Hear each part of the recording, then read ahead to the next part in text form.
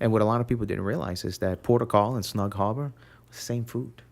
Really? Yeah, so if you can't get the Port of Call, if the line's too long, just go to Snug Harbor. The burger's the same.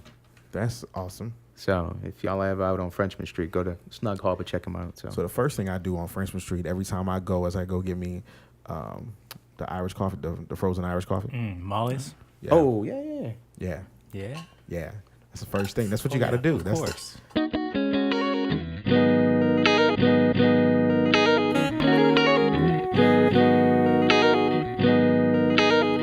Welcome back to the kitchen. You were here with Team M.A.D, Rational in the building, with your man, Twitch for Life, MrBroadcast, art behind the camera, and Michael Vincent, the only name in real estate you need to know and trust. What's up, brother? What's good?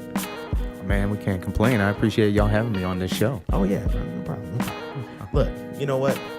See, the thing is about the kitchen is anybody is welcome to sit down at the table as long as you got something to talk about. Oh, I always got something to talk about. Oh, I know. Man, I don't stop. You know? I'm selling in my sleep. No, I don't think you quite understand. When he says he's selling in his sleep, we was at the store and he got the newborn. Congratulations, by the way. Thank you. The newborn baby in his arms, like, oh yeah, I can get you in that place. Yeah, you want to walk it? Yeah, no problem. I got you. Right?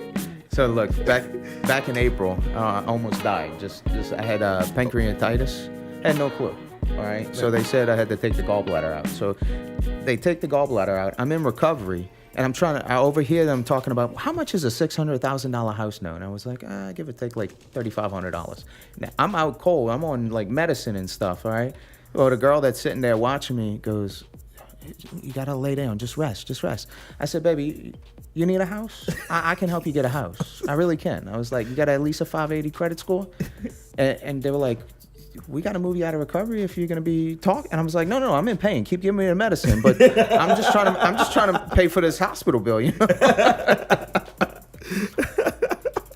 Yeah, literally, I think I was halfway out, so I am selling in my sleep, you know. That's true. Now, I mean, I seen in those moments, I pay attention, right? I think there was 3 lead generations and a network connection to a home inspector. Yeah. Oh yeah. Oh yeah. Oh yeah. You thought I wasn't paying attention? Look, I might have had 3 customers, but I knew what I was watching. Oh yeah. Everybody's a client, one way or the other, at some point. And if you're my client, you're my family. I take care of you the same way. Boom. There you go. That's it. That's how you operate business. That's it. This is coming up on my 14th year as a licensed realtor. Really? And it's my 20th year in investment real estate. Started when I was 15, and basically we started buying properties, and that actually helped fund my first restaurant when I was 19. Wow. Opened an Italian restaurant in the Bird Bend in New Orleans, and something that I always wanted to do. My kind of like adoptive godfather had me at his restaurant on, it was called Rigatoni's on the corner of St. Charles and Delachaux. Okay. And I was like 7 years old, hand making pasta and gnocchi and washing dishes. You know, Italians don't believe in labor laws. If you want to eat, you better work, you know. So had an opportunity to open up a restaurant, and I literally, I got the money from selling a house, and I got the money to buy the house because I hustled Cutco Cutlery. I don't know if you remember Cutco, yeah? Yeah. So I knew a lot of Italian restaurant owners. I just knew restaurant people from get-go. So once you sell $25,000 of their product, you make 50%. At least this was, 18 years ago. So, I mean, I'm dating myself. I just can't believe it. Wow, 18 years. Man. Right. You old as moon dust. I know. I feel like it, dude. I'm falling apart. I've lived 3 lifetimes in 35 years. I said, told my wife, at 55, I said, any day after that, that's a blessing. I said so. But no, I sold Cutco Cutlery my summer between my senior year and my freshman year of college, and I made over $30,000 in 3 months. But that wasn't easy. Don't get me wrong. It sounded like a lot of money. But I literally set 70 appointments a week, 7 days a week, every day, nonstop. And if you didn't sell anything, you still made $10 off of each appointment. So I had it down to where I could get an appointment done in 20 minutes. All right, so that way I can move on to the next. And then I knew how to route everything.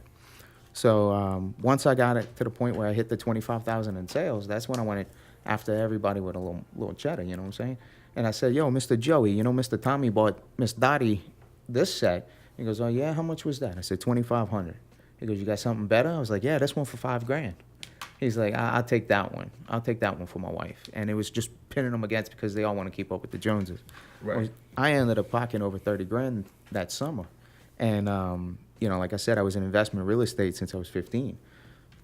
Back in the day, you know, I couldn't get $500 for a 2-bedroom in mid-city off of Canal Street. Today, you can't touch it for under $2,000, right? Mm-hmm. So we had a 4-plex on Jeff Davis and Palmyra. And what we would do is we'd go to garage sales every weekend. All right, every single Saturday, Sunday. And the way I would get more money for my apartments was if I went and furnished them. And you can furnish them, at that time, less than $200 at a garage sale. So then I could charge an extra $200 a month because not only do you have your bed, you got your dresser, you got a coffee table, you got a sofa, we put the fridge in. And if they stole everything, as long as I got my 1 month, it was already paid for. Right. So we'd go every year. And I had this thing where I loved red doors. Like, it was a sign, and it still is. All my first-time home buyers today, if I see a red door, I'm going, I got a good feeling about this. It's just something with a red door. And back to the thing. I'm at a garage sale in Araby, okay? And there's a red door, and there's a for sale sign on it. And I saw the old guy standing by, and I said, excuse me, sir. I said, is the door for sale or is the house for sale? He goes, tell you what, I'll sell you the door and the house comes with it. I was like, all right. I said, so what are you asking? And I never forget this. He said $67,000. It was a 2-bed, 1-bath, 700 square feet. And I told him, I said, I'd like to make you an offer, cash, right now. I said, $33,000. And he goes, are you serious? And I said, yes, sir. I said, $33,000. I said, I'll go to my bank and pull it out right now for you. He goes, 37, and you got a deal. And I went to my mom. I said, Mama, I said, look, I got 33. You told me I can't spend it on a car. I said, even though I wanted to buy me a nice ride and, you know, really, really show off a little. Uh-huh. And so she goes, yeah, you can do that. I said, I'll loan you the other, and then plus closing costs and everything. So not even 14 days to the day, all right, we were at a closing table. 21 days later, okay, I sold it for double at $72,000. And all me and my brother did was knock down a shed, paint some walls, and put it back on the market. I got the itch once that happened, and it was just nonstop, constantly. And then, you know, properties later, that gave me more funds to open up my first restaurant. You know, I absolutely loved it, but man, restaurant business is hard, especially. Mm-hmm. Especially, I mean, I was young. I knew business. I watched all these old Italians. I mean, I was hustling cars at 14 and collecting gambling debts at 16. So, I mean, I watched these old-time businessmen, you know, how, you know, they'd shake hands with a politician with 100 in the hand and, you know, stuff like that. The old way. Nowadays, it's like, you got, what's the councilman or whatever guy, the Jefferson, who has money in his freaking freezer. It's like, man. You got to go run back to the house so they can go catch the national championship game, but you left the tickets on. Go ahead, continue with your story. I'm sorry. You'll find out throughout the rest of this conversation. I'm going to jump in with a little known facts. Yeah, no. Like so just like all of that, you know, I learned business from the old guys, okay? The old way, the shaking of the hands. And, you know, my grandfather used to tell my dad, and I never got to meet the man, but he used to say that a man is only as good as his word. And if he can't be trusted, he's as good as dead. Meaning that if I can't trust you, I'm never going to come to you. I'm never going to talk to you. Right. You don't exist. You're dead to me. And when you do try, you already ruined it. You burned that bridge. There is no help. But from day one, I give everyone my trust. Anything you need, I invest in others before I ask them to invest in me. So, you know, from selling and dealing with the houses and all, it helped fund my restaurant. Then fast forward 13 months, 18-hour days, 6 days a week, making all this money. I never have a chance to spend it because I'm sleeping on a Sunday. You know, you can't buy cars on Sundays. So, I mean, you can, but, you know, you're not supposed to. So in Louisiana, yeah. You know, so anyway, the restaurant, I sell it. I end up becoming a realtor. All the properties we had, this is back in the day when I literally I can ask someone for a $1.4 million loan for a 14-plex, and I don't have anything credit to my name, and they hand it to you. But that was how mortgage lending worked. If you were trusted, they gave you the money. All right? We were making tons of money, and you didn't have to carry the insurance like you do today. So if the house was to burn down, I have enough for one thing, but not the other. Well, when Katrina came through, it cleaned our clock. The only thing I had left was a condo in the Warehouse District and my parents' house in New Orleans East.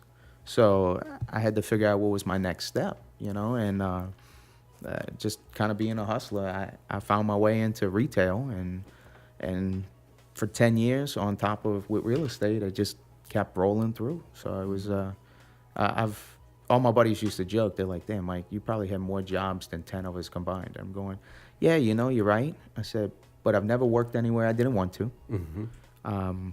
And the only reason I move is because I either get promoted and I don't have the challenges like I wanted, or someone else found out about me and they want to pay me more. I said, I'm loyal to people, not to companies, especially when you're just a number, on the company. So Right. That's real. So. That's real. For sure.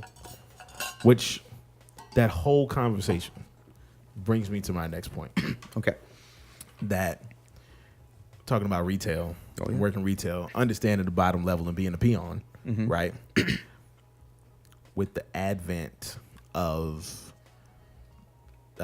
advanced technology, because we already have technology, right? We got it all. Computers, cell phones, robotics.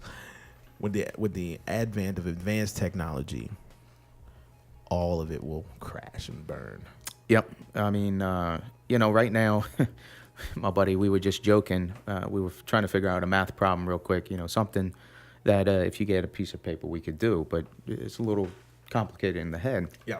And we joked because, when we were kids trying to learn our multiplication tables and divisions, the teacher would say, well, you're not going to have a calculator in your pocket everywhere you go. And it's like, well, technically, yeah, you do.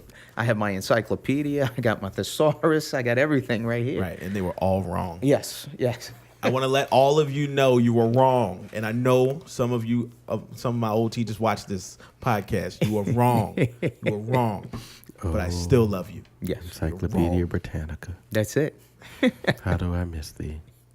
I don't. There's a lot of reading.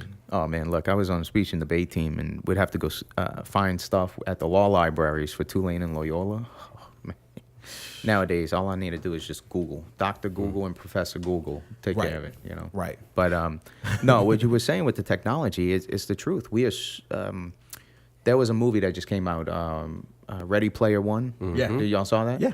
So, I mean, when the first intro, I was born after the bandwidth wars and all these, and I'm like, oh, man, and you look at society, there's so many kids nowadays that just don't have social skills. Mm-hmm. Like, they can't have a conversation. Mm-hmm. But you text me, they sound like they're, the smartest, nicest person, and they're ready to interact. But when I'm like, you got to go talk to that person. And they're like, why? I can't text them? Like, no. I said, we still do business face to face, at least this way. But you see the progression of technology. And let's say all these, what do you call the people that are scared to death and always, they start prepping and planning and for like doomsday preppers? Yeah, those doomsday type people, like for the, what is it?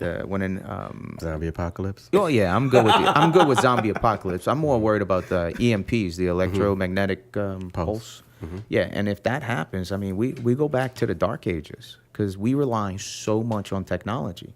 I mean, just think about just electricity. Mm-hmm. I've been inside homes that are over 200 years old in the city, and you can still see the remnants of where candles used to light up the house. These chandeliers that are gorgeous used to be candle holders. Mm-hmm. All right? Right. And, if we go dead from electricity all of a sudden, or just in general, we have one of those EMPs, how are you going to get gas? How are you going to get your money out of your bank? It's one of those things where you really got to... I'm not really scared of the EMP. No, I'm just worried about the sun. They say, like, that's the one that's going to give us the worst. But that's cool.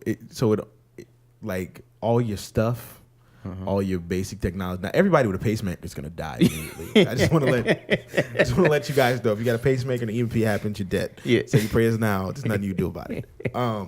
However, we'll get electricity back. Oh yeah. Because this generation hasn't lost the knowledge of how to generate it. You know what I'm saying? Like, we still know how to generate that electricity, alternating current, direct current. Yeah. We still understand those basics, but the next generation won't. No. They won't have a need to. No. I mean, I can remember learning how to do things, okay, at an early age. My father is older when he had me. It reminded me of a Lil Wayne line when he said, "I don't know what you do, but I do things." But I remember learning things that none of the kids that I'm growing up with knew how to do. Like, I still have friends they can't make a meal to save their life. Right. And I mean, I had professional chef skills at 10 years old when I had Paul Prudhomme teach me how to cut properly. So I look at my buddies and I'm like, dude, I was like, you gained like 100 pounds since high school because you can't cook. You just eat every fast food possible. Right. And I said, just nowadays, just microwave the shit or something, Yeah, but that's gonna kill you too. Yeah, it's all processed and all. But I'm with you. That's how I teach my son, man. Teach him how to cook, how to change tires, change oil. Yeah. I really like about he's at Slidell High, and they have the trade school program where you learn trades and stuff like that. So he's learning wood shop right now. Oh, but man, that's great. If he wants to, from being a EMT to a nurse to a plumber, to air conditioner repair, like they have like different little systems they can do now. But that used to be the thing. Remember, that used to be the thing back when you were talking about the early 40s, 50s, and 60s. That used to be, you could come out of high school and with the trade and go right and be a plumber, and you're supporting yourself the week after you graduate high school. Electrician, and then they pulled that out of school. In the 70s, they pulled it out the schools, man. Yeah. And now they're getting back to it, but you're right. Yeah, I mean, because, for me, I have a bachelor's degree, but it hasn't really done anything. I mean, granted, I met a lot of nice people, lots of ladies. Right. A lot of ladies. We're doing better on the kitchen. Yeah. We're trying to do better. Hashtag do better. Huh? Hashtag do better. Do better. Do better. So but that's the thing. We're running out of tradespeople. I mean, I have a construction company named after my son, and it's actually his. Mm-hmm. I mean, he's 7 years. Well, he just made 8. So he's an 8-year-old with his own construction company, Gabriel Homes. Look out for him. There it is. And he's learning how to demo. He's learning how electricity works. He's learning the plumbing. I even had him sweating pipe because he wanted to use the blowtorch. And I was like, there you go, bud. I said, just don't catch the house on fire. Right. Because he refers to my blowtorch as the spider killer. Because I'm not living in a house with spiders. And if I see one, I burn them because I don't want to smush them and turns into like 500 babies. Mm-hmm. So I figure just burn them alive. They're good, So sorry for the spider and people out there that like them. No, we don't like spiders. Yeah, okay, good. No, we're all good with that. But I see it. The skills of camel spiders are cool, but that's another story. Camel spiders? That's another story. Make a mental note to talk about that another time. No. Sounds terrible. Is that the big giant? Never mind. Another story. Anyway. But the trades, I mean, literally, the trades are falling down. We don't have enough people in it. Mm-hmm. And because like you said, when they pulled it out of the schools in the 70s, everyone was taught you had to have higher education. Ooh. Hence what the screen is for. Yeah, I see that. Oh, my goodness. Mm-mm. And why is that cool? Wake up when you're in the middle of the thing. You wake up to those in your boot. See? Oh. Look. See that? What's behind that hand of the camel? That's where you're going to find them. Camel spiders. Yeah. Camel spiders. Okay. They love the warm feeling inside your boots after you just came from a long mission and you take your boots off to lay down on your cot and you get ready to go. Just all in there chilling. So what do you do? What do you mean? What do you Are do? Like, is there something you put in your boot to? Holy shit! That's what you do. You kill them. Do you spray anything in there? Do you got anything that'll just kill them instantly? No. You just empty out your boot and just smack it with it. You check your boots. Yeah. Jesus, look at the size of that thing. That can't be real. That's got to be like a stuffed animal. That was not real. But yeah, the other one was. Well, the other one was 2 put together. Oh, okay. 1, 2, half of one. Can we get that off the screen? Thanks, appreciate you. But spider. No. We're not doing a do again. when they pulled those trades out of the schools, that's when everyone was like, well, you got to go to college. You got to do this. You got to have a degree. You got to, all of. That's cool. Is that the Final Fantasy background? Oh, okay. So, you got all this. We have over $3 trillion in student loan debt. Yep. I mean, I got a whole lot of it. yeah, me too. Yeah. Technically, I'm still broke, I think. Yeah. Yeah. I'm past broke. Way past broke. Yeah. So, If we counting that, way. yeah, student loans. But hey, the good thing is that they made a rule to where you only have to use 0.01% of what your total debt is when factoring in for your debt to income for buying houses. So just because you got $200,000 in student loans or $1 million or whatever you may have, you can still buy a house. But remember this: when you get your first big boy or big girl job, okay, don't immediately go out and buy yourself a brand new car. As tempting as it is, don't go out and buy yourself a brand new car, or live beyond your means immediately. Buy your house first. Once you buy your house, no one cares about debt to income after that, unless you're trying to take an equity line of credit out on your house. Right. Buy your house, buy your condo, buy whatever. Then go out and buy yourself a nice Rolex or Cartier or whatever you've been working for. Buy yourself that Mercedes C-Class or E-Class or S-Class, whatever. Chinchillas, yes. For killers. Okay, we get it. Chinchillas for killers. All right. Seriously, I mean, I had a cardiologist that had just gotten out, finished up fellowship and all, and we were looking at penthouses right around $1 million. And Regions Bank has a special doctor's loan that's up to $1 million. Well, so I'm going to show him a penthouse in the warehouse district. He shows up in a brand new Porsche 911, and I mean a gorgeous Rolex that was easily $40,000. I'm like, Doc, man, who gave you the Porsche? He goes, oh, I just bought it. I said, Doc, you pay cash for that? He goes, no. I got a lease on it. I'm going, all right, well, guess what, bud? I said, you just dropped your buying power. Contact the Regions. His buying power was at $1 million because he was a cardiovascular surgeon.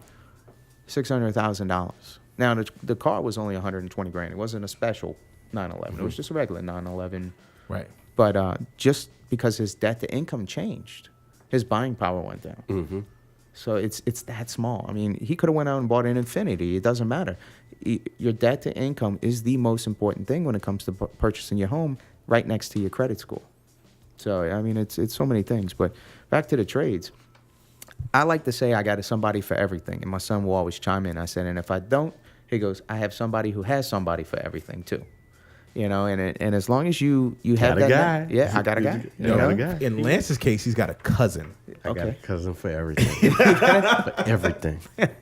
Everything. No, when I everything. literally. For everything. If tomorrow comes and half your office is sick, I got 3 people to replace them right now for you with real estate license. I got you. Oh, yes. No, okay.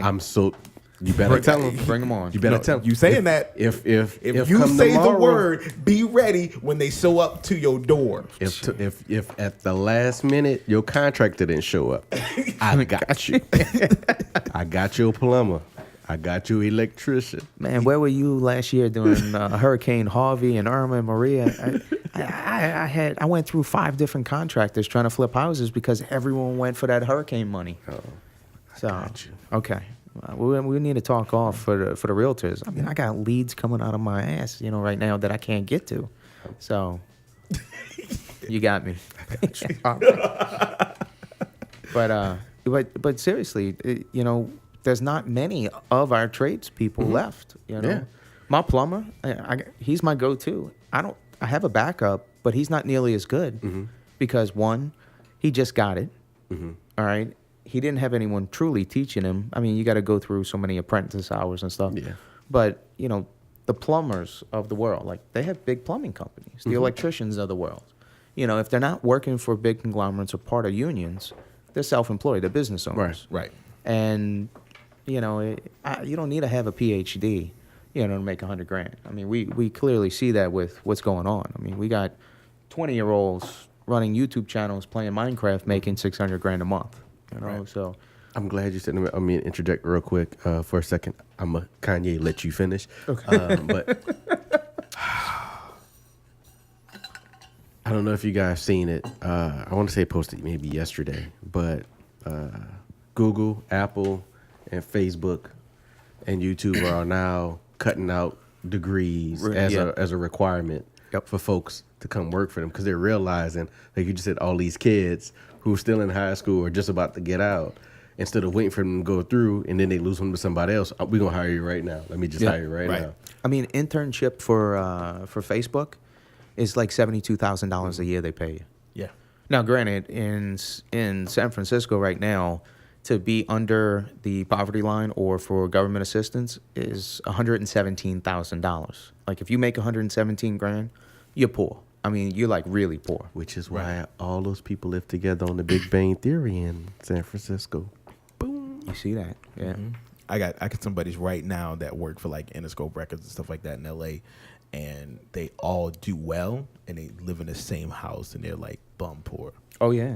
But if they lived here, they'd be like, it's a 23% difference in cost of living in, I know, Sacramento, because I almost had to move there for when I worked for LG back in the day. But yeah. Oh yeah. And then life really wouldn't have been good though then. Yeah, no. Let's see what I did to America. yeah. You would have had a lower grade of living. Yes, very much so. And I mean, it's around it. That's one of my things. You know, I also get referred to as New Orleans Condo King because I bring a lot of people down, especially like the snowbirds from up north. You know, they love playing in the South for the wintertime. And I'm like, well, let me show you what $300,000 gets you. Hell, let me show you what $200,000 gets you.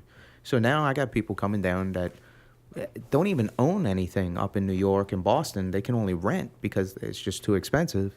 And what they spend just on, let's say, food for 6 months, okay? Whatever that cost is per month, they can afford that as a second home or a third home in New Orleans. Wow. I mean, I can, granted, you're not going to live in a mansion, you know, for $200,000 or $300,000, but I can put you in a warehouse district. I can put you in a condo uptown, the Garden District, hell, Mid-City.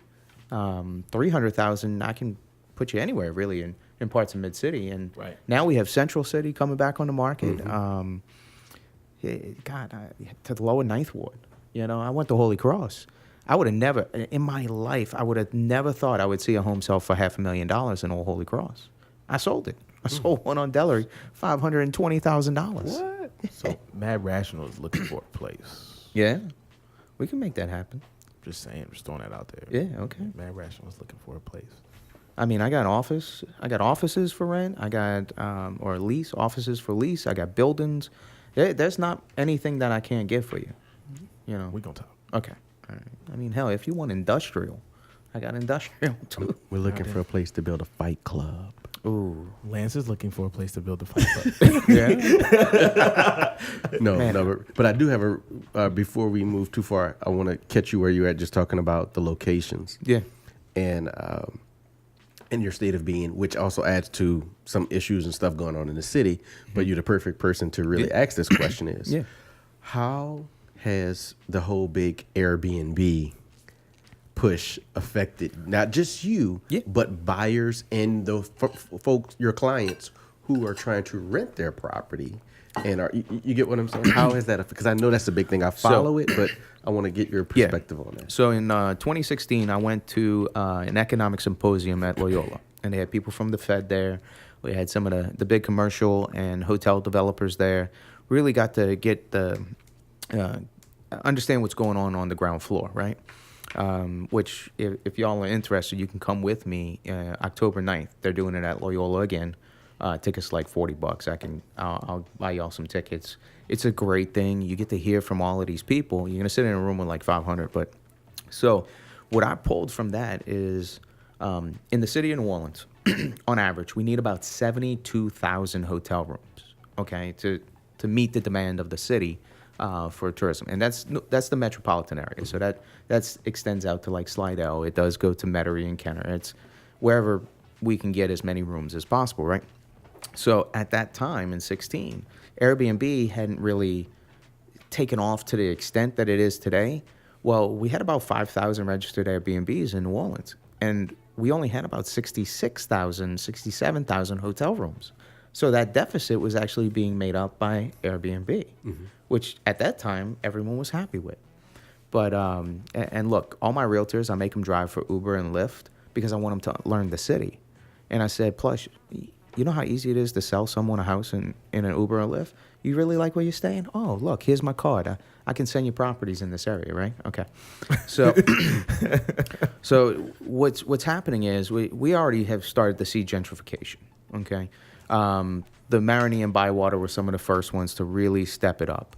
And today, the Bywater's selling for over $250 to $300 a square foot. Marigny's $450 to $600. French Quarter $700 to $1,000. To the point where now, what used to be just an area where little demand between St. Claude and North Robinson. Mm-hmm. All right, we had a lot of people that lived there in the 60s and even to the 70s. But then it just started to become lots of just low-income type housing. Well, now we have the new Marigny and the new Bywater, mm-hmm. which is that next section. Right. And that's going for $300,000. $400,000. The historical spots right there, coming back English turn and off of Poland. Yeah. Because I've seen like 10 to 12 spots that they didn't redid and said, oh, it's an historical house to get that little bump. That's it. So. And I mean, we have all these grants. But the biggest thing that I see with Airbnb is, all right, so I live in a neighborhood. Okay, let's just kind of give you an idea. We live in a neighborhood. We see a lot of people coming and going on a regular basis. It's our neighbors. But then the house right next to you becomes an Airbnb, all right? That owner of that house probably could get, I don't know, $1,700 a month for rent for a 2-bed, 1-bath in let's call it the Marigny, right? Mm-hmm. So now he's getting $200 a night. At least 20 nights, he's making $4,000, whereas he could only do $1,700 before. But Airbnb really isn't any different than like corporate rentals. However, corporate rentals are long-term, 90 mm-hmm. days or more. Airbnb is just short-term, 1 day, 3 days. So what has started to happen, because there's so many neighborhoods that have now not been gentrified, have Airbnb-ified, you know? Right. To where that, I drop people off, where did he drop them off? At Delachey, almost by the old Callio projects mm-hmm. in the 3rd Ward. And I'm going, this is not a neighborhood that most people will want to walk. I don't care what race you are. I don't want to go, anyone wants to go over there if they don't have to. But you're dropping off these people from like Iowa and Idaho, and I'm like, you know what neighborhood you're in, right? Yeah, but it's so cute. But now, let's say it was a Section 8 rental, and it was a 3-bed, and you're getting somewhere between like $1,300 and $1,600 a month, and you would never get anywhere close to that if it was cash. Well, now it's $150 to $300 a night. Now you take a home that you could have bought for $60,000, $50,000 that no one wanted. You put a little spruce on it. You freshen the paint. You make it look with barn-style doors and mm-hmm. all this new. Basically, just go on Pinterest and start like throwing darts, right? Right. And so you do that. Now you buy one. That one is paid for in 10 months because you're making, $3,000 to $5,000 a month. Well, then you pull equity out of it, buy another, and then another, and then another. So it got to the point where the condos were starting to feel it. The French Quarter was starting to feel it. The French Quarter they're the ones who stopped it right away. They were like, no, you cannot do this within the Vieux Carré. The only short-term rental permits are the ones that have been in effect for like the hotels, that are on and off Bourbon Street and everything in between. But you can do the Tremé, you can do Marigny, you can do that. Yeah. So what the city has started to do, because there's so much of this happening, the affordable housing, or what was affordable housing, has started to push people out of the city of New Orleans. All right, we saw that happen after Katrina. We saw New Orleans East as it started to come back. No one really came back, but all of a sudden you saw these apartment complexes just mm-hmm. running up. Why? Because a lot of the places where the lower income was affected from Katrina, no one was going to rebuild it, or no one wanted to, or they were just going to wait and see what happened. So these people still needed places to live. So we see all these apartment complexes. And then, because of the way the city works, is if you're in any way a minority, you can set up a business, okay? It's called I forget, it's like a BME or something like that. But basically, it helps with historical grants. It helps with receiving funds to redo properties and stuff like that. And then we start seeing lots of mixed income properties. Now, they're beautiful complexes, but you'll have at least 30% on Section 8, and then you may have 30% on some type of rent reduction, and then the other 30 is going to be paying the full price.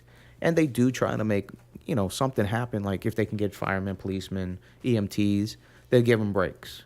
But I mean, these are the ones making $15 an hour trying to afford $900 rents, and the person right next to you is paying $150 for rent, or the one down the block or down the hall is paying nothing for rent, and getting help with electricity. So there's always going to be a need for low-income housing. There's always going to be a need for transitional housing. We are just starting to lose what was in the city of New Orleans, especially in the surrounding areas. And there's some agents that'll say, no, that's completely false. But when you go into a neighborhood, like let's say the Bywater, okay? When I was growing up in the Ninth Ward as a kid in the 80s, all right, the Ninth Ward was not safe. I mean, it just wasn't. Didn't matter what color you were. It just wasn't safe. Today, I mean, I see little white kids playing in the street. I see a little Asian guy down the block, and I'm like, my goodness, I was never allowed even to leave my grandmother's backyard in the fence. But today, now, you start seeing all the revitalization. It's a beautiful thing because it's getting rid of some of the crime and the drugs and stuff like that. The police officers are starting to patrol more, which impresses the neighborhood, increases the safety presence. But where are all the people going, though, that can't afford to live there? Well, they're being pushed east, or they're being pushed west. They're pushing them to areas where they have low density, so like New Orleans East. Right. We don't have a lot of density out there because most of the homes were all destroyed, and a lot of people didn't come back, right? So it's easier to get permits to build in low density for high density style buildings like apartment complexes, because that's tax-paying money. That's money from the government that's going to get paid towards it, and it's going to go to the city and things like that. So with all of the neighborhoods and everybody, being pushed out, the city has started to, basically we have a moratorium now. They will not issue any more permits per se for certain things. Like certain places you can only have 90 days. Not 90 days at a time, like 90 days for the whole year. So if you own a property in New Orleans, you're going to want to pick the best days to use for Airbnb in those 90 days, like Mardi Gras, Jazz Fest, Essence, Bayou Classic, all the big events that happen in the city. That's when you want to use your 90. If this is your primary residence, okay, but you may live out of state, technically that primary residence can be a 365 year Airbnb, as long as you don't own any other property in the state of Louisiana. So that helps for just one Airbnb if someone really wanted to just invest. However, we've already passed that threshold. The ones that started making money early on, they got 20, 30 homes running Airbnbs. I mean, I got a guy right now that he's making $15,000 a month just off of 2 properties. Jeez. And it's so easy. So it's to the point now where I've even created an Airbnb like property management company. We have maintenance, we have hospitality crews. We basically take the headaches away from having it, because it's still a rental, no matter how you look at it. It's still a rental property. It's just instead of collecting once a month, sometimes you're collecting, 5, 6, 7, 10 times in a month. And Airbnb basically allows you to do that. Same thing with VRBO, and there's always been this is very popular in overseas in Europe and all. When people go on holiday, they switch houses, or swap houses. Okay, so if I lived in a mansion in LA and someone lived in London and we wanted to switch at the same season, it's an easy deal, and people would do that, and it's been done for years. Just like Uber, just like Lyft, all of the stuff that comes about, it's because there was a demand, and it's already been a demand. But how do you serve the masses? And these are the answers, Yeah, I think Jack Black had a movie about something like exactly. that, right? Yeah, that's exactly it. So then, prime example, London and LA. That's why I used the example. Okay. Oh, okay. Yeah, I was like, so, he had a movie. Yep.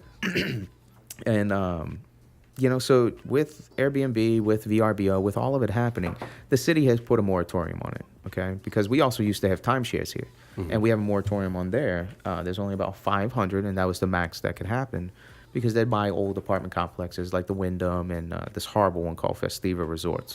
If any of y'all have it, there's a class action lawsuit against them right now. So, yeah, it's a huge information. Yes, the Festiva Resorts.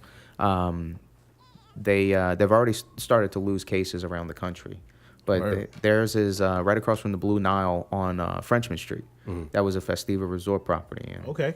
So, I know exactly where you're talking. yeah. I go there very often. Do you? To Frenchman or Yeah. Blue Nile? Blue Nile. Oh, I like and Frenchman. Oh, yeah. I like Snug Harbor. See, okay, so I got to see Branford Marcellus and Kurt Elling perform live at Snug Harbor. Really? Man, it was amazing. Then I got to meet with Kurt Elling and Branford Marcellus after Oh, the that's show. awesome. That's awesome. Was Aaron Neville's sister used to sing at Snug Harbor on Mondays. And what a lot of people didn't realize is that Porter Call and Snug Harbor, same food. Really? Yeah, so if you can't get the Porter Call, if the line's too long, just go to Snug Harbor. The burger's the same.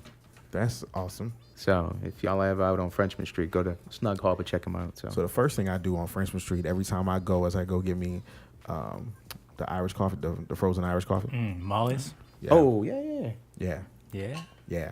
That's the first thing. That's what you got to do. Of That's course. That's the first thing you do. Delicious.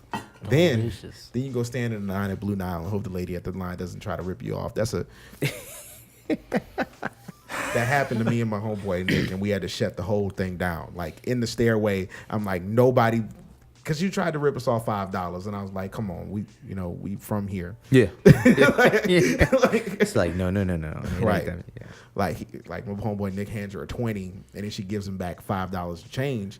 And he was like, wait, no, It's only $10. It's not 15. no. And she was like, no, you gave me what'd she say? You gave me a 10 or a 10 or something. And he was like, no, I gave you 20. Well, and in that case, you should have given me 15 back instead of 10. Oh, man. It was ridiculous because it was only over $5. And then she was like, I'll split it with you. Well, if you I'll split it with. if you know you're right, why would you ever offer to split it? Yeah, and you got 50 cents in your pocket to hand over? Right? It's Like, like, what are you doing? What are you doing? But then what's crazy is she was a little short chick. And these two black dudes is like, blocking the entrance. Nobody comes or goes. We done held up the whole line. The bouncer didn't move. He knew what was going on. He was like, somebody got her. Boom. I told you tonight was that night. Had you given me half of your sandwich, we wouldn't be having this problem. Right. But no, you wanted me to stay in line at Porter Call. Right. And you went to Snug Hall. So guess who's getting snugged now? Right. That's right. We got the money back too. We was not moving. We was not moving. And the people who witnessed it, they were like, we was really about to throw down over $5. Man. It was the principle of it. No, You know what I'm saying? right. And Look. it's New Orleans. People. Wait, I fight with the people at Chick-fil-A from time to time. My son, I swear, listen, all right, and this is how far I'll take it. All right, so my son loves the honey roasted barbecue sauce. Okay, it comes in a packet, not in the little container. It comes in like a ketchup packet, right? It's his favorite sauce. Okay, and I got it that you're only supposed to get like 2 or 3 with your kids' meal, but my son wants to squeeze it on every single bite. Okay, and a lot of it. So I always ask him when me and him go to Chick-fil-A, and we both get kids' meals because I just can't eat a lot anymore. I had surgery on the stomach. So I get a little 6-piece kid meal, and I'm like, hey, can I get 10 packets of the honey roasted barbecue sauce? And they're like, we can only give you 4, sir. We're going to have to charge you. I'm like, okay, I'd like to see the line item for that. Oh, well, we have to put it miscellaneous. I said, no, ma'am. I said, there is no SKU or UPC or line item in your system. I said, it comes in a 1,000-packet box, and it costs $27. I said, so it's barely 2 cents, okay, for these packets.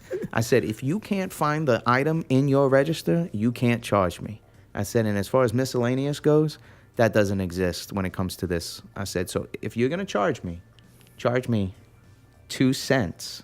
If that's the case. And usually they're like, and I'm holding up the line. And that's the one thing they don't want. They don't ever want you to hold up the line, right? Right. So I'm like, I said, look, this is what he wants. I said, and I'm going to stand here until he gets what he gets. And so normally someone else will come up, they're like, just give him the sauce. And then, it's like, why are you fighting over sauce? It's like, Right. damn. Because, when you go to like McDonald's and Burger Kings around the city and they're like, yeah, that'll be 27 cents for another barbecue sauce. And it's like, all right, charge me on my credit card. You're going to really, yeah, I'm petty. It's going to cost you more money to process my payment than for you to just hand me the barbecue sauce, okay? So, so my favorite part is when it's all said and done, everyone else behind me hears me. And I'm like, I'm not asking you for the big packets. I got it. They cost money. All right. And we only get so much. But this is a little bitty packet. I'm like, and other Chick-fil-A's have it out on the counter for you to grab as many as you want. Right. Right. So my favorite is after I get what I want, I'm going, thank you. And the person who's all pissed off at me has to go, my pleasure. Boom, America. That's amazing. Now, I can tell you right now, for lunch, I never go to Chick-fil-A for one reason. What's that? So, okay, this is going to sound... Because he's gay. No. Anyway, so why is that a thing? Anyway, whenever you go to Chick-fil-A during the lunchtime, and you go through the drive-thru. Now, there's a very specific reason I go through a drive-thru, right? Okay. I go through a drive-thru because I don't want personal interaction. I'm probably talking on the phone. You just want to talk to that mic. I just want to talk to the microphone and get my food. That's all I want, right? However, Chick-fil-A is the one crazy place where somebody's standing outside. With like 4 or 5 of them. Yeah, and they're like trying to take your order. I don't want to talk to you. I want to talk to the box. I only want to talk to the box. I don't want to talk to you because then I can't like ponder over the menu. No, you know what I mean? I hate it.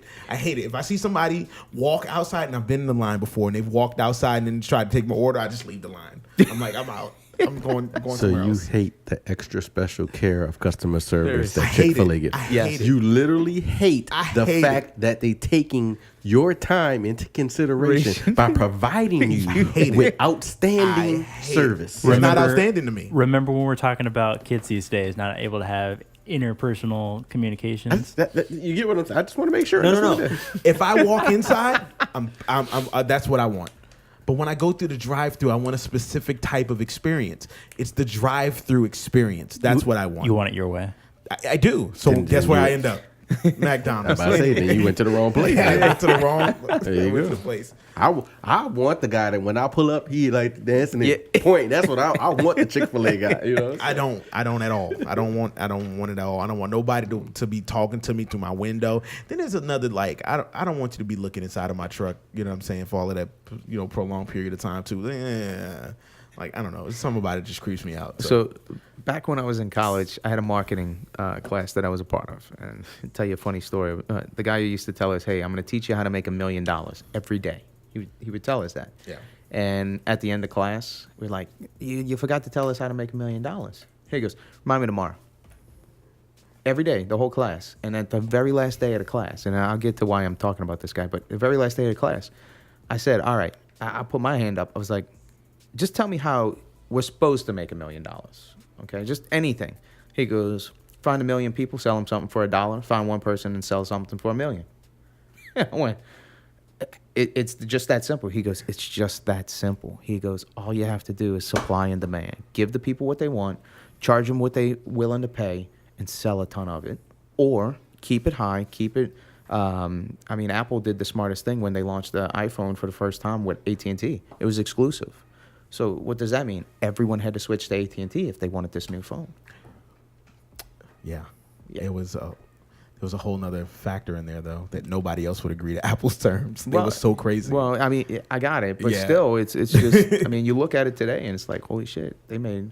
But so anyhow, we had to do this project where he loved franchises. He had owned like 10 or 12 Domino's up north, Yeah. and he was old man, Marine, and everything. So he made us find franchises that we wanted. Do you know that Chick-fil-A is the lowest cost for a franchise fee? It's only like $15,000. But the reason for it is they go ahead and take care of everything. I mean, find the location, build the location. Whereas like a Cane's will cost you $3 million. McDonald's will easily cost you close to $5 million, and they got $1 million franchise fee, right? So I'm looking at all these franchises and I'm going, $15,000, I can do that. I'm like, anyone can, right? No. Their selection process is one of the most difficult. I mean, it's like trying to get into Harvard to become a franchisee for Chick-fil-A because they look at your values. They look back in your history. They want to know that you're overall a good person. Plus, they want to make sure you're actually going to work at your store. So the Chick-fil-A's that are in our area right now, Nick is the owner of the one on Gauze. He used to be a mall location that he owned in Oakwood. Yep. His brother owns the one in Madisonville at the Best Buy where y'all had originally worked. And it's a family thing, but they're part of this kind of, it's it's almost like a Chick-fil-A cult. You got to be accepted in order to be there. But you never have to worry about making money. I mean, you ever been to a Chick-fil-A that had only one person in it? No, it's never happened. Never, right? And you got Sundays off. You got Sundays off, plus every major holiday. You know, and no matter how much, because did you say he was gay for Chick-fil-A? Is that what it is? Yeah, that was the joke. So Chick-fil-A got into some heat because they said they're very conservative. They were against, gay couples. But do you remember 2 or 3 years ago when Atlanta and Alabama like froze the interstate and it just kind of shut everything down? The only people that went out there to help everybody was Chick-fil-A. I mean, it was one of the most, and like you said, I mean, they provide excellent service. But I'll still argue with them over 2 cents for frickin' honey roasted barbecue sauce packet. Yep. And I still won't go in the line if somebody's standing outside. So, but oh man, that's funny. I'm not going. And see, I'm the complete opposite. I've just had too many bad experiences in a drive-thru. I'm the guy who walks in, and I walk in everywhere. My bank, every fast food place. I don't care. If it has a drive-up window, I'm like the guy that would go to rallies and still walk up to the window. You know what I'm saying? I'm just not going through the drive-thru. I mean, unless it's storming, and then I make sure I sit there. I check everything. I open up the wrappers. Yep. Because there's nothing worse than Because you ain't got driving. time and have to drive all the way back around. Yeah. We cut from the same terror cloth, That's my it. brother. That's it. Same It's not that terror important to me. I just eat what's in the bag. Whatever. And, I just chalk it up as to, this. I lost this one. Yeah. No. Things like that is the reason I'm going to have to take care of you during the zombie apocalypse. Yeah. I tell you what. Look, I went up to Bentonville, Arkansas back in June. All right. I went to this mastermind for these real estate and marketing gurus and stuff. I got to see the first Walmart, right? Walton's like goods in Bentonville. And then I got to go into some of their Walmarts in the area. That's what a Walmart is supposed to look like. We all know what Walmart's like shopping, right? Hell, we even got Wally, World, Mr. Ghetto. Yeah. So when I walked in and I'm being greeted, how are you, sir? Can we help you find anything? I'm going, no, it's Walmart. I just need some sinus medicine. It's by the pharmacy unless y'all moved it somewhere else. No, sir. Would you like us to give you a personal shopper and just tell them what your list is and they'll go and get it for you? And you can relax in our cafe. I said, I'm at Walmart? And, oh, yes, sir. And, I mean, it was the nicest shopping experience. And that's what, Sam Walton's original mentality was towards his business. He wanted to keep that proper customer service, or what is it? Provide the excellent customer experience. And it's gone so far away. I mean, the man, look, I got to give it. His family's worth billions. He was worth billions. Do you know, up until his death, that anybody who worked for Walmart that lived in Bentonville, plus any vendor, had to have an office in Bentonville? Everyone that ever wanted to sell with Walmart had to have an office in Bentonville. He had a vanity clause for all of the bigwigs that would come over. Anyone that was making, crazy amounts of money. If you built or drove or anything that was more lavish than the area, he would fire you. He had a vanity clause. And there's a big home. They were telling me the story while I was there, but this VP of something built this like 12,000 square foot home. He had knocked down 3 houses. They let him do it. And the day that it was finished, he was fired. And I'm going, you got to be kidding me. He goes, he signed the vanity clause, and Sam Walton wasn't anyone who, he said, basically, your word is your word. And we told you can't do this, and this is what we require from, for working with him. But, to see where Walmart is today, and where it came from, it's like, when did it, like back to the technology, it's nowadays, I mean, I can go check out myself. I can go find it. Hell, you can bring your phone, scan everything with you, and completely bypass lines in Sam's Club nowadays. Mm-hmm. So you go to Walmart too now. Yeah. Mm-hmm. So, I mean, and don't get me wrong, I still don't trust anyone to go pick out fruit and vegetables and stuff for me. I want to touch them. I want to see. But that curbside pickup is great. Yeah. I mean, especially if you got a screaming baby in your arms which is that'll be fun playing Mr. Mom. Ooh. So I'm looking forward to it. I want to build like the. I even told her, I was like, I got to figure out what type of company I'm going to open up for my girl. You know, so I think everybody, it doesn't matter what you do or who you are, everybody should have an LLC as their name. Everybody. Because what your special talents are may not be utilized at your employer. You may have something extra special about you, and you could sell your services or be a consultant or anything like that. So, and nowadays it's so easy to open up an LLC. You don't have to be an attorney. Oh, the Secretary of State gives you a website that tells you step by step how to do it. Yeah, sure. I mean, so You just got to read it, and not everybody wants to read it. yeah. You know what I mean? Well, I in tell you what, reading- you can give me a call. I'll set up you an LLC for $400. Which is That'll take care of your tax ID, your filings, your articles of organization, and my time for setting it up. But or you could go do it yourself for $200. I think it's less than that. Yeah, it's $105. Yeah, it is. Yeah, but just in case. If you go to a notary, it's $200. You got to pay for their time. I don't think the notaries do it anymore. I don't know. I mean, you really don't. If you go to GoBiz, if you're in Louisiana, you go to GoBiz, GAUXBIZ. Yeah, you go to GoBiz, and it teaches you step by step. Yeah, So that's the only site they use now. You can't do it through anything else. no, yeah. You got to do it through there. Yep. So, Man. but no, technology is crazy nowadays. I mean, think about the stuff we utilize today. Okay, you remember Back to the Future when he goes to the future, the actual. What was it? 2015. Right. Yeah, we've passed where he went. Oh yeah, I mean like talking to the screens, and the only thing I'm waiting for is when you take a pizza out this big and it turns into this. You know what I'm saying? Food's ready. But we have edible printers. Mm-hmm. I had a guy that worked for me when I was running the Samsung stores inside of Best Buy. A little Vietnamese guy. He was working at NASA, and one of his projects was he was making edible pizza, but not like they make it right from the printer. And I was like, holy shit! I was like, wow, we are really getting really processed foods nowadays. Yeah, it's on a whole nother level. But I don't think people quite understand like the cycle that's coming. Like we're gonna need a new way to live soon. Yeah. I know this sounds really crazy, but like money's not gonna really be a thing. No. Because what's the purpose of having money if the general populace can't work? Yeah. Because they don't have the specialized skills in robotics and programming and things like that we'll need, coming up.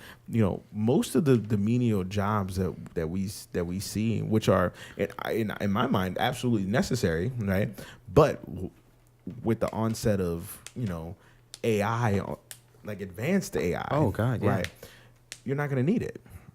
So, have you been to the McDonald's on Gauze recently? Mm-hmm. Inside? Yeah. Okay, so when I was in Miami, I was deputized as a federal employee with the Department of Homeland. I ran FEMA field teams last year to try to help as many people because, look, when Houston got hit and we saw, I had so many stores over there, I had so many friends and coworkers that lived there. Then Miami gets hit, and I mean, Puerto Rico, everything. It was just devastating, and I'm going, New Orleans was completely dodged. And I'm going, it's not right. We had so many people come help us that I decided, how can I help them, but still make money so that way I could pay? Because, the real estate market was sucked for most of 17 because of those hurricanes. So I went and helped out a lot of people in Miami. And, just looking at what has happened in these areas, I'm like, all right, so what happens when, you get affected?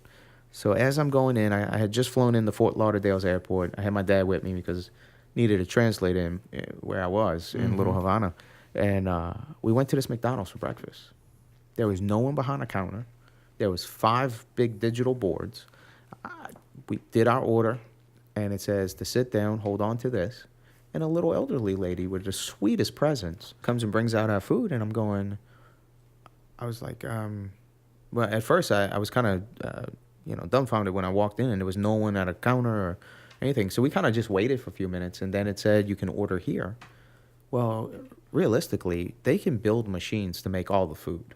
Yeah.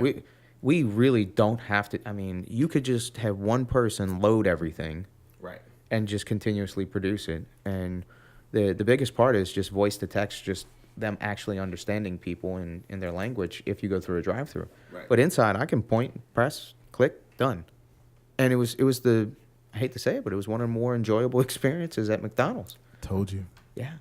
I mean, it really was. But see, At McDonald's. you're right. Here's the thing: is that People messing you'll up. for fast food, you'll always have something will be faster, something will be easier. Sure. Even small time retail, like we were talking, your cell phone stores, your technology stores, those will all turn into vending machines eventually. Oh, Even yeah. clothing stores will, for the most part, turn into vending machines. However, people are still people, and people enjoy interaction or interpersonal interaction. That's right. And so at some point, the people who were, clerks at, say, your Aeropostale, your Abercrombie, Abercrombie and Fitch. and Fitch. Hostel. Hollister? Yeah. Hollister, yeah. Hostel, Hollister, same difference. those people will, they'll, it's not the idea of them just like losing their job and not, Having something. to do. having money, income isn't realistic. Realistically, they're going to have to learn how to become a salesperson. You go to where I used to work, the Destination XL, and you had to learn how to sell a suit to somebody. But not only that, to have a conversation with them and to, help them. You had to make a sale. You couldn't clerk. Sure. You had to make a sale, and that will always be a thing. There's always going to be a need for sales and marketing. Restaurants. Yeah, You'll always have sit-down restaurants where a robot coming out doing something isn't going to cut it. But once the norm changes, once the norm changes, once the paradigm shift happens, that's not going to be a thing. People will want to sit down with their friends and family and just talk to their friends and family. Forget the experience of someone else at the table. That can be handled by a robot. But when you're looking at the family structure changing, and you have more people with more free time because they don't have to work menial jobs. Oh, yeah. Right? They're not going to want to have money in order to have a decent time. The paradigm of the societal structure will change. Yeah. You see what I'm saying? People Why? will always want to interact. Absolutely. They just don't have to interact with a job in the middle of it. Well, here's like cars. If you look at this conversation based around technology, Sure. that's the same argument that could have been made before cars were a thing. Except for there was still another industry where those people could flood into. There's still industry where people can flood into. But that's the thing. Technology now is taking over all of the industries almost at the same time, at the same rate. And so there's no other industry unless a new industry gets created. Exactly. Right. But That's always the case. Technology will always create new industry. Oh, yeah. Solutions technology will- has always created new industry So why wouldn't it this time? because there has to be an end. There has No, to be it doesn't. an end to industry. Absolutely not. I believe it does, because think about it. Like think about all the people in your life that you know, right? Successful, not successful, and people who don't want to do more. Oh, I see that constantly. I mean, it's Yeah, you can lead that horse to water, but you're not Absolutely. going to make him drink. You can drown him, right. but you can't. Right. You can't force him to drink. But those are the people who will change the paradigm. I guess what you're saying. I mean, when you think about, just look at it from back after the Great Depression. What's his name? Roosevelt. Yeah, Roosevelt. He brought into the welfare system. It was never meant to be a way to live. It was meant to help those who lost everything after the Great Depression. Franklin Delano Roosevelt. Yeah. So he even did the WPA project. That's what got people back to work. Okay. Right. I mean, what we know is the Lakeshore area, Bucktown, Lakeview. I mean, if you go look, there's a sign that says WPA. The ground's only 12 to 25 feet thick. That's why we constantly have to fill, because that was the lake, that was the marsh. And the WPA project was basically, hey, here's something, we're going to get you back to work. This is what we got to do, right? So that welfare system was never made to be something that you can sustain on. It was never. It was just a helper. But then what we started to see was that you can literally control a generation if you give them just enough to live, but not enough to where that they can actually become some type of a contributing member of society, right? Yeah. So, this is always this discussion about raising minimum wage, right? So here's I support raising minimum wage up because you should be able to live comfortably working 40 hours a week. I agree. Yeah, I you agree. absolutely should. However, when the people at the bottom don't have a way to get the money and they don't want to gain the skill or don't have the ability to gain the skill, then you have to come up with a new system. I got you. You see what I'm saying? The industrial age came because of that. Right. Yeah, Sure.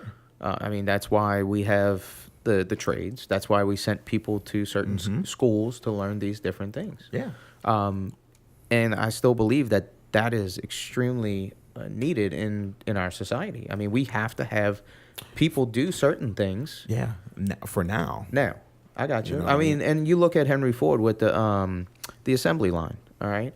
Well, nowadays, go look at any car manufacturers. How many people you see working behind what used to be big jobs in Detroit and all? It's 200 people down to like maybe 4 or 5. Yeah. Or the coal industry. How much do you use coal for anymore? And I get what you're saying. Yeah.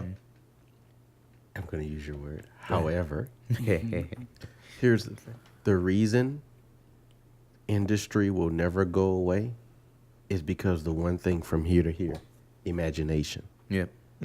That's why it won't ever go away. There will never be a time it won't exist because there's always going to be somebody's imagination to create the next big thing. There's always going to be I'm some not saying push. industry won't exist. Maybe I misunderstood. I'm literally talking about money.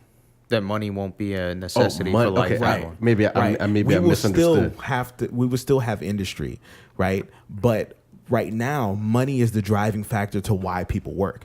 I'm saying the paradigm will change where the driving factor won't be money anymore. The driving factor will be social need.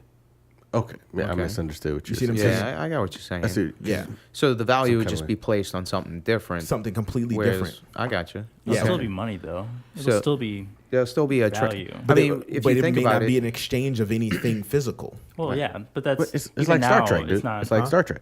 Like exactly I where I was work going. on Yeah.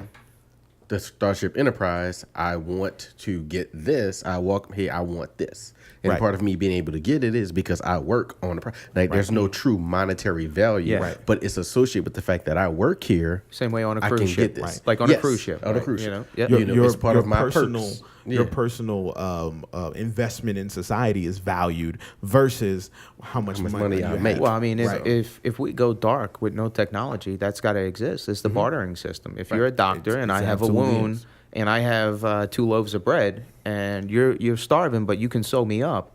Hey, I'll break you off a piece of this bread. You Right. sew me up, right? Right. The value The- value is still there, but it's just different. It So, changes. so you know that we have a barter system in New Orleans. Yeah. Right? No. But I mean, an actual company that handles it for restaurants and body shop, anything. We've met.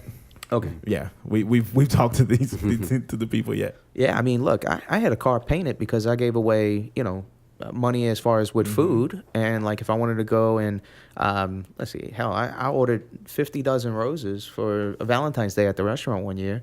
And I didn't pay a penny. I just traded it off with trade money, with barter money. And Right. I got what you're saying. So it's not necessarily just the money. But we're always going to have some type of calculation that exists as far as value.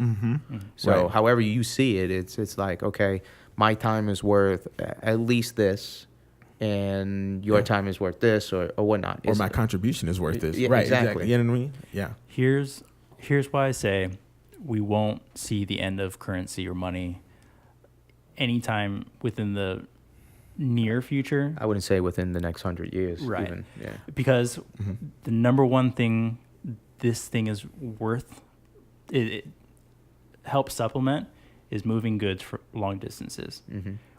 Until we have a way to transfer pineapples to the middle of Nebraska or medicine to the middle of Africa, we will still have currency. We'll still have money of some sort. But that's the point.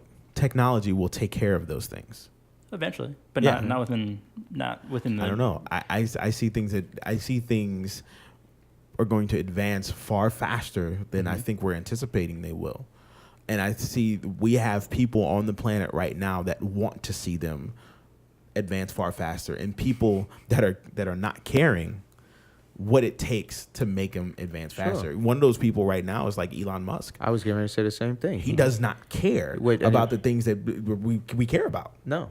His whole thing with SpaceX, now granted Tesla and everything's great, but with SpaceX, everyone thinks he's trying to necessarily put someone on Mars, right?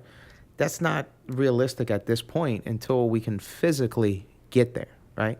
Mm-hmm. His thing is, did you see the movie Geostorm?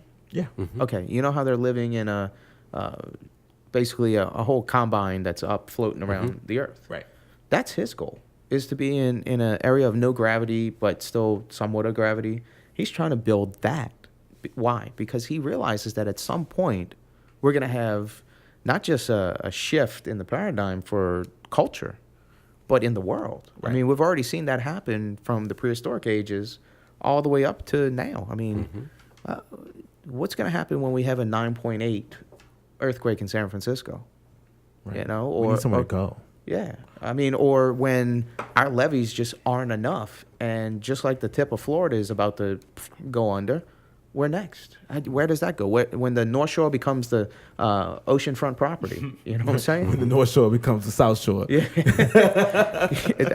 That's what I'm saying. So, I mean, there's always going to be technology. There's always going to be different industries. The biggest problem that I see right now that we have is we have so little of experts in their fields anymore, or they're in the process of dying out or retiring. That generation, which is the baby boomers' children, okay, Generation X, Generation Y, and the oldest millennials, depending on how they were raised, they're our future. They're our hope as the leaders. The millennials and Generation Z, like what my son is, right, if they're not taught the skills that even the X and Y are, because there's a lot of just, can I curse on this? Yeah. There's a lot of fuck-ups. You know, in all generations, right? I mean, seriously, there's a lot of them that have never done anything with their life. I mean, I've had more people work for me that are 20 and 30 years older than me in my entire career. I mean, I was the youngest senior vice president in friggin' wireless history, and I got people 30 years older than me that are my counterparts, and they're like, "How the hell did you do it?" I said, "I never stopped selling."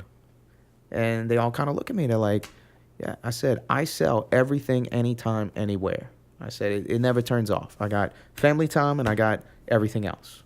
All right. And that's how it is. And I meet all of these guys and I'm going, man, I said, it's so nice to find a good professional that understands his trade, that actually they have pride in their work. Mm-hmm. I mean, anyone can go run plumbing, right?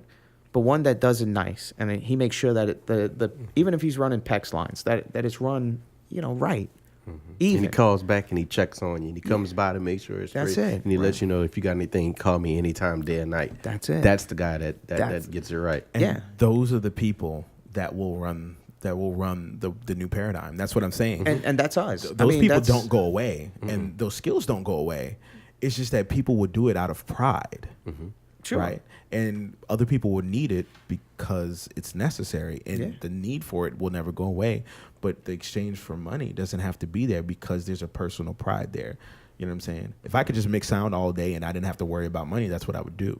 Sure. You know what I mean? And I mean, and that will happen. But you know when it'll happen? My smile from earlier. Go back a couple episodes when we get to Mars. For terraforming. Oh God.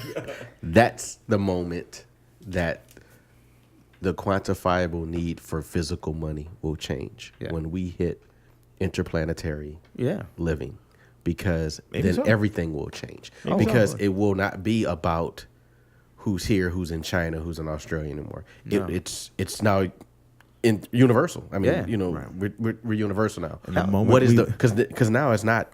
The moment we leave our solar system, our money doesn't mean anything. Right. The moment we leave Earth, it doesn't mean, because now you're on Mars. So it's how do you rate Earth's money against Mars money? So then that's your paradigm, because now it's I'm here. You're not going to tell me how to do here on Mars. Who's going to at me? That's not how money works, though. Like, so when you leave Earth, you still in your head trust that this piece of paper is worth Sure. X. It doesn't matter where you're living, especially with technology as it is with Bitcoin, for example. All of the value of Bitcoin is reliant on everybody trusting that thing is worth something. That cryptocurrency, yeah. And, But if we leave Earth, if a section of people leave Earth and have money and they go outside of, I'm gonna just use the solar system. I'm gonna say outside of the solar system, and let's say we meet a new type of people that have no need for paper money or coin money or metal. then at that point, it changes, right? Right. But that's the point. But since there is no communication between home Earth and whoever's out there, there's no need for that to be an issue. That's the point. That's exactly the point. That money has we zero were value. talking about Mars. Yeah, like if you're at Mars, for example. Even though Mars, dude, let's just be real. I'm real. He doesn't understand real yet, but real. Okay. The minute whoever those first sets of folks who get handpicked to go to Mars get to Mars, who's going to at them to say what they decide doesn't go?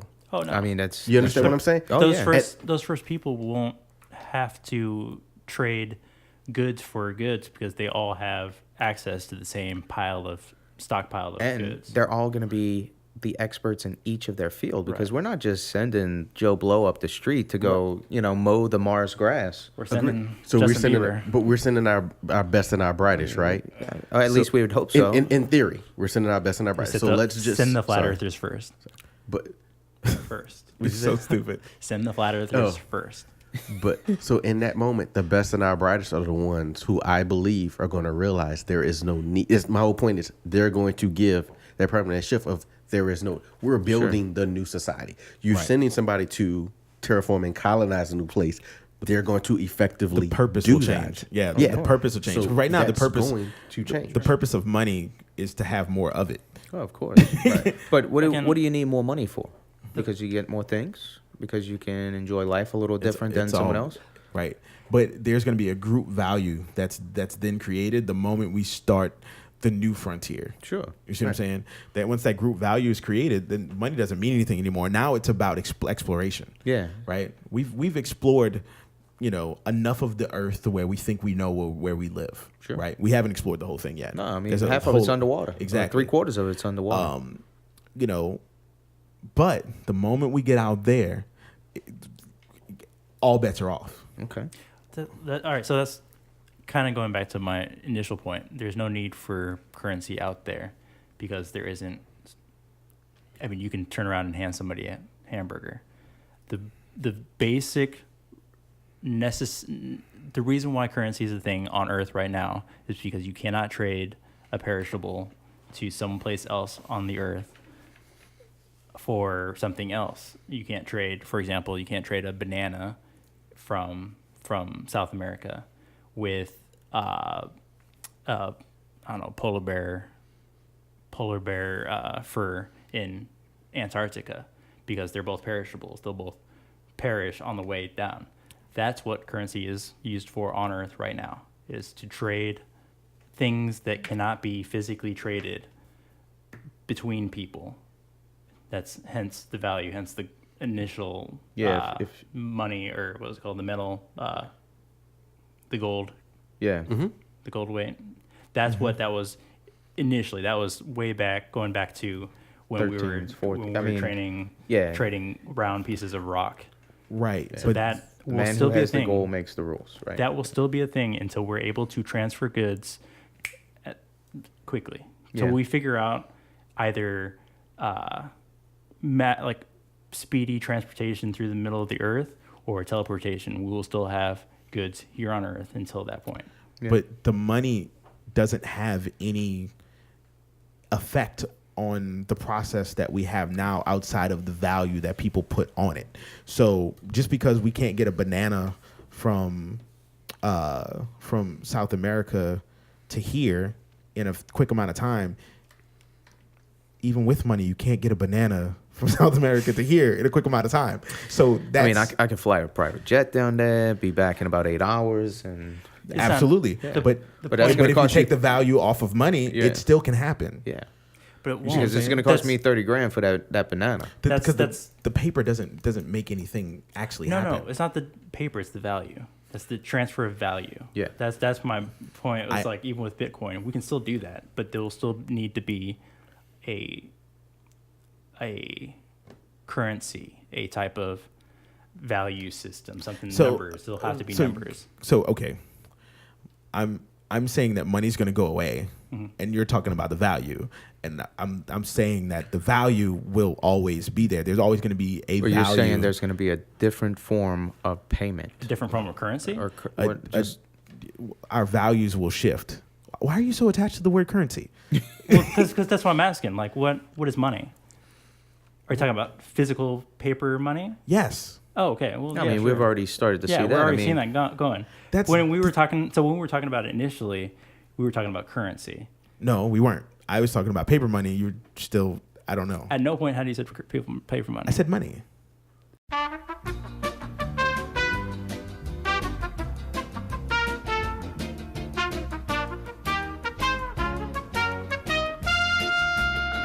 Well, I mean, if you bring it back to the actual paper money, 20 years ago, someone using a credit card, a Diners Club, American Express, a Discover, the MasterCard, the Visa, they had processing fees.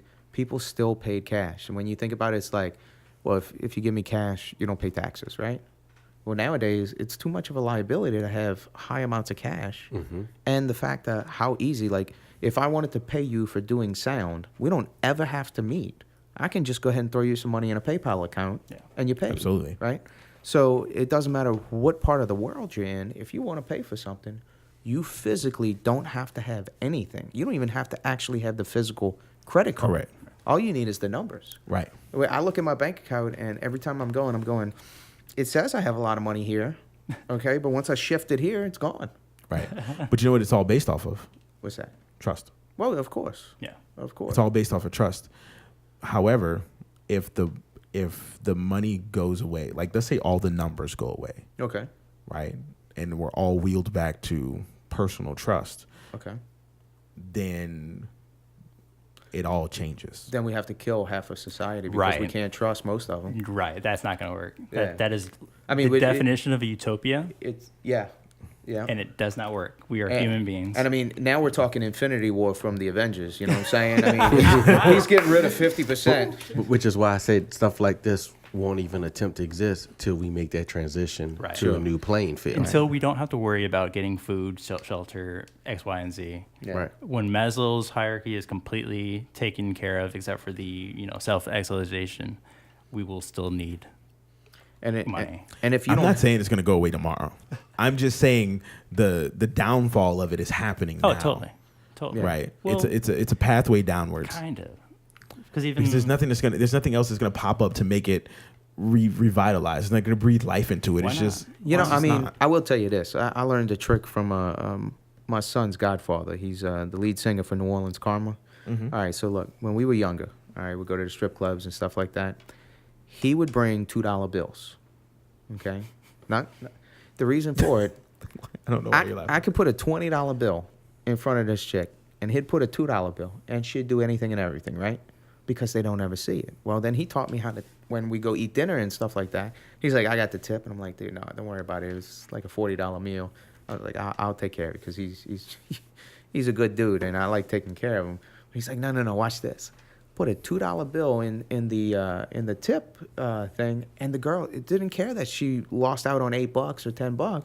She saw that $2 bill as being unbelievably great. It had so much value. And they never spend it. But it was literally $2. Whereas if I would have put a 5, she would have been pissed. Right. But he put a 2, and she thought I gave her the world. And I've realized that. So just recently, I went and got $40 worth of $2 bills, and I started tipping people. Well, it's now the complete opposite because most of the kids that are working in these type of environments, they've never seen it, they don't know about it, and they think it's fake. Remember me telling the story about the guy? Like, terry cloth right here, baby. Terry cloth. There was an old gentleman in the mall. I want to say it was in Maryland. That's because they're like the same age. He had Yeah. You know, it gets better with age. Remember that wine, everything. He Yeah, had it also the goes bad too. That's why they have a lot of preservatives. Yeah. Geriatrics. Well, go ahead. What was you saying? he had the mall security called on him because he was paying for his food at the mall little shopette area with $2 bills, and the girl thought it was fake, and so she called the mall security on him Because she had never seen the a $2 bill. So I was at Five Guys and right over here in Town Center, and it was right after soccer practice. We went and got a burger for me and my wife and son, and I put the $2 bill in the tip jar, and she just kind of looked at me, and I was like, "It's not fake." And I went, "I tell you what," I said, "Who's the oldest person over here working behind the grill and all?" And one guy was like 27. I was like, "You ever seen a $2 bill?" He goes, "Yeah, when I was a kid, but not since." I said, "All right, here's your tip since you know what it is." And everyone else, and he just kind of looked at me. He's like, "Oh my God, man, thank you so much. You sure?" He was so appreciative because of how rare it is. Right. I mean, you do know we had a $1,000 bill at one point, you know, and so as the things, because we could trade off things. Well, why do you need $1,000 bill? Because if you lost it or it got messed up, you're out $1,000. Whereas if you had 10 $100 bills, or 20 $50 bills, which you don't see 50s that often. And so, yeah, the idea of the paper going away, but then we start putting value on scarcity and rare. So, like, every time I go to the bank, if I got to get money out, like I said, I don't go through drive-thrus. I go in, and I say, "You got any $2 bills?" "Yeah, I got some $2 bills." And I'll just slowly put them around. When I go to valets in the city and all, I'm like, "Here you go, man. Look, it ain't fake, just in case. You can go look it up." And I'm like, "So don't throw it away." Because that's the other concern, because they think it's fake and they'll throw it away. Well, so... That's illegal. What? We're throwing away money? No, it's not. Well, No, it's not. It's illegal to destroy it, and when you throw it Destroy away, it. when you throw it away in the garbage man, and the garbage man takes it away, then they destroy Why'd it. you even question him, Art? Just saying. Technically, it's not illegal to throw away money. yeah, I mean... You know he's gonna do. He's never gonna let you win. I'm very aware. That's why I started. Why does he do it, America? What? I mean, okay. Anyway, But, you know, I'm right there with you. But, so look, my wife's grandfather, when he passed, it was almost 8 years ago, all right? So the first thing that everyone said is he was an old school type guy. His family were poor during the Great Depression and everything. So he was in his late 80s when he passed. And what we found out was even though he had money in the bank, he still never trusted a bank. We found almost $100,000 in cash spread throughout the house under mattresses, wrapped up that said steak in aluminum foil in the freezer. And I mean, it was just, and they were like, "Do not throw anything away. You need to open everything and look through. Don't throw the food away." I mean, $100,000 in cash spread throughout the home. Jesus. I was like, "You got to be kidding me, right?" Steak. Yeah, well, look, I just had a client, all right, and talking about music and stuff like that. He's classically trained through Juilliard. He's in his early 70s now, and really nice man. But we were getting ready to close on this, and he had to come up with his down payment, 3.5%. We had $10,000 just sitting under the thing in cash. Well, you can't just go and deposit money and think, okay, hey, that's fine. Everything that works within real estate has to be documented. You have to show proof of where this income came from, right? So the idea of just throwing cash down, that doesn't exist anymore. If I go and put anything over $10,000 in my bank account in cash, and I'm not in a commercial account, or I'm not consistently depositing that amount, I'm going to get red flagged. I may not get in trouble or anything like that, but I'm flagged. Watching. Yeah. If I do that again in a week or even in a day, I promise you they're going to want to. And then next thing you know, you keep doing that. I mean, if just basic accounting was taught to every drug dealer, they would never get caught. I mean, seriously, because you go and buy cars cash. I mean, I bought some four-wheelers for a guy that was getting ready to go to jail. Swear, he was out on bond, but he knew he was going in, so he was trying to make whatever money he could. And it was because the dude went and spent $60,000 and bought 2 cars for $30,000 cash. It's like, you don't do that anymore. You can't. But I can go in, swipe a credit card, and I can buy a car if you had the limit, you know. But literally, you don't ever need physical money. Right. Hell, you don't even need the physical card if you know your account number. Right. So I see your position on it, that yes, we're gonna see a change, and we're gonna see that the value of things are gonna change. Yeah. Okay. Like I said, during a natural disaster, we don't have enough tradespeople. That's when every Tom, Dick, and Harry comes out of the woodworks and says, yeah, I'm a contractor. I'm an electrician. Where are you licensed? I'm licensed in another state, but I can do it for you. Mm-hmm. That's why we saw so many people get taken advantage of here, you know. And the good ones, they got to pay for the bad ones. Right. Mm-hmm. You know, so they're like, no, I can't do that under the table. No, I can't do that on the side. Right. Whereas, 50 years ago, hey, can you do me a favor? Can you help me out? I'll give you a little something. Don't worry about it. Just give me a case of beer. That was the way people did business. Because when you needed something, I was there. And when I need something, I can only hope you would be there too. And I mean, I still like to work that way. I still take care of. Like, whenever I have a tradesperson do anything at my house, I got a guy, 71 years old, Mr. Jerry. He's the painter. All right? I heard you talking about him. Yeah, Mr. Jerry, he's in my phone as Jerry the painter. So, 50 years in the business. He's 71, been painting since he was 21. All right? A lot of people don't want to hire him because of his age. The man can climb a ladder. He paints like an artist. And he has pride in his work. And he's so inexpensive because he's felt that his value is so low, because nowadays they have these painting companies that'll come in there, just spray and go. This man still tapes. He still hand paints. I mean, my house looks amazing right now, and I've had him just on Saturdays and Sundays for the last 3 weeks. And I give him more than what I believe he is worth. He only wants to charge $150. I give him $175, and I always feed him. Like today, I sent him home with filet mignon, baked potato, and some broccoli and cheese. And he was like, oh. And he calls me Mr. Mike. And I'm like, no, Mr. Jerry, don't ever call me Mr. I'm like, I'm not that old yet. But, it's things like that. I could have just paid him, let him do his thing and go. But no, I mean, I'm like, he saw me cook, and I'm like, Mr. Jerry, it smells good? Yeah, it smells good, Mike. Well, yeah, here's a to-go plate. If you can't sit with us, then hope you enjoy it later on. And that's how I've always been. You come to my house, I got shit from all kinds of stuff, and I'm like, hey, you like one of those little tumbler things? You like these? I got 50 of them in my garage. You want one? Here you go. It's like, really? How much is it? I was like, don't worry about it. It's already been paid for. Anything I spent yesterday, I don't worry about. It's what I spent today and where I'm going to spend tomorrow. But if I've already spent it, what's mine is mine, what's mine is yours. That's kind of my motto, right. So, and that's an old school way of thinking. I've been told I have an old soul. When I'm cooking, I'm listening to Frank Sinatra and Dean Martin and Louis Prima. Right. All right. I'm not listening to the latest trap music happening. In case people don't know, when you cooking Italian food, that's what you listen to.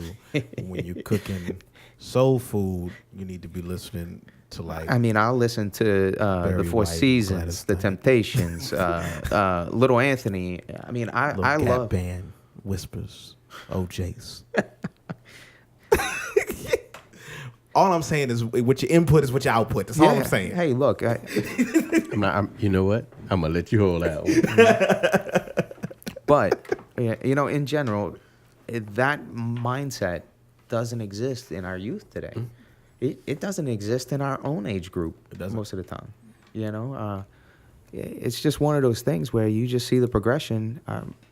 To escape reality, we have to escape social media nowadays. Whereas in the past, think about it, when we first had 14.4K modems and dial-up and AOL, you've got mail, and you were in chat groups and all of these things. That was our escape from the norm, which was our reality. Right. And that was like the movie Ready Player One. Yeah.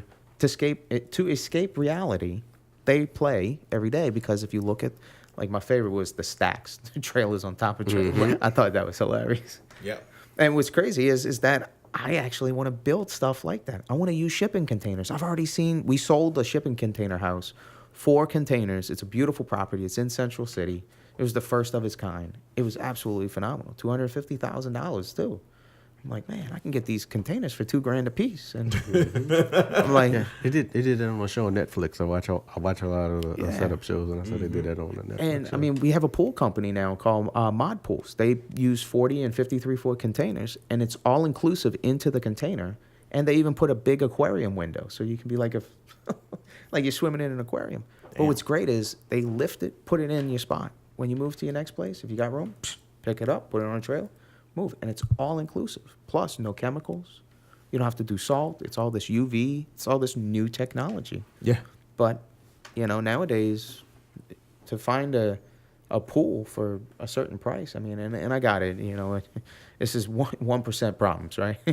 But it's just that idea. When you start thinking about the different stuff that happens, I could do it, but I'd rather pay someone to do it that's going to do it the right way and the best way. But today, we don't know if it's the right person to do the job. Yeah. And now, look, I ain't going to lie. I got a buddy of mine that built a company off of photos from some company in Canada. He was building I swear, look, he was building some type of installation company for like high-dollar sound systems and all of that. Well, this company in Canada does all this amazing work. Well, it's like that. He took the pictures, showed it as his, and now he's in houses giving them $500, $5,000, $10,000 quotes based upon because photos. And if you look at all the Insta models and all the filters, there is so many people that look at the houses that are on the market right now, all right? And when they show up to the house, they're like, what the hell is this? The driveway looks like it's, 2-3 cars width, and then you got this little bitty skinny ass thing when you show up. It's amazing what technology can and can't do, right? Right. That's real.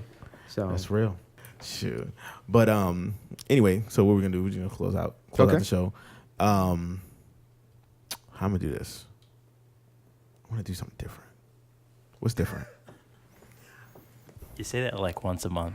And I then know. You end up doing the same thing. I know, but I want to do something different. What? So how do you normally close out the show? So I normally just tell people to, hit the like button and then hit the subscribe button and make sure they hit the bell so they get the notification when it comes to their phone. Okay. I mean, that's all good stuff. Okay. But why should they do it? Why shouldn't they do it? That's a better question. Exactly. That's a better question. So why they? I got a question for you. What are they doing? And how are they doing it? Where are they doing it? Actually, we can find that out from Google Analytics. Who are they doing it? That's the kamikaze question. I really like that track. All right. Where's Gamora? What? Oh. Come on. I don't know. I like telling people to hit the like button. Well, I mean, they should. They should have already hit the like button. They should have hit the like button like 20 They should have minutes ago. liked, subscribed, hit the bell. I mean, this is stuff they should have already done. We shouldn't even have to say it because it's automatically been done. Should have just been done. It should have been done. As soon as they hit the link, hit the like button, yeah. hit the subscribe button, then watch the video. Right. So look, if you like, subscribe, hit the bell, anybody who does that and wants to buy a home this year, I'm going to go ahead and take care of your appraisal. You got to call Michael Vincent, the only name in real estate you need to know and trust. Ooh. And he providing spots on Mars. Yeah, I'll sell you stars, moon, Mars. You tell me. You want to be on Jupiter? We can make that happen. That's what I'm talking about. That's what it is. You get your red spot. That's it. That's what we're going to leave it at. Okay. Yeah, Well, that hey, worked look, for me. this was phenomenal. Thank y'all. Hey. Hey. Like, subscribe, hit the bell. If not, I'm going to send somebody after you. No, I'm serious. I'm not serious. I'm kidding, right? Or am I? There it is. Are you sure you want testing? He sounds like he knows a lot of people. Just saying. Nah. We just cut you off. Michael Vincent, where the red door is always open. Right. Boom, He just didn't boom. finish the sentence. He meant to say we just cut you off at the knees. At the knees. I was just, I had posted something on my Instagram with, what's the guy, like Takashi 69 or whatever. Oh. And We love Takashi here at the kitchen. so I put a photo up. So back in 1918, these the Count and Countess was considered extremely provocative based on the clothing that they wore, and they were always so. Look, this is the Count and Countess of Turkey. There's Nikki and Oh my God. 6ix9ine. That's funny. That's funny. Exactly 100 years. Who's that? As the Count and Countess of Turkey back in 1918, they were considered the fashionistas and travelers of the world. And I said, it's amazing how fame and our, how do I put it? The evolution of fashion and fame 100 years apart. So the only thing I was talking with my buddy the other day, I don't understand all these like rappers with the choke chains and shit, all the gold. I mean, it's like they're bringing back Mr. T, you know? And I'm like, I don't know. I wish I had. Or stacks of cash. I'm going, where can you spend stacks of cash? I said, you And can't. Mr. Goals. I was like, you can spend stacks of cash at Mr. Goals. For real. Or at Jacobs. You know Jacobs. yeah. Jacobs Jewelers. Yeah, man. Because I'm like, now show me your Centurion card. Show me your black card from American Express. They don't have one. They got stacks of cash, though. They got stacks of cash. They ain't got no credit. Okay. They ain't got no credit, man. I love it when they put it up like it's a phone on the head. You know?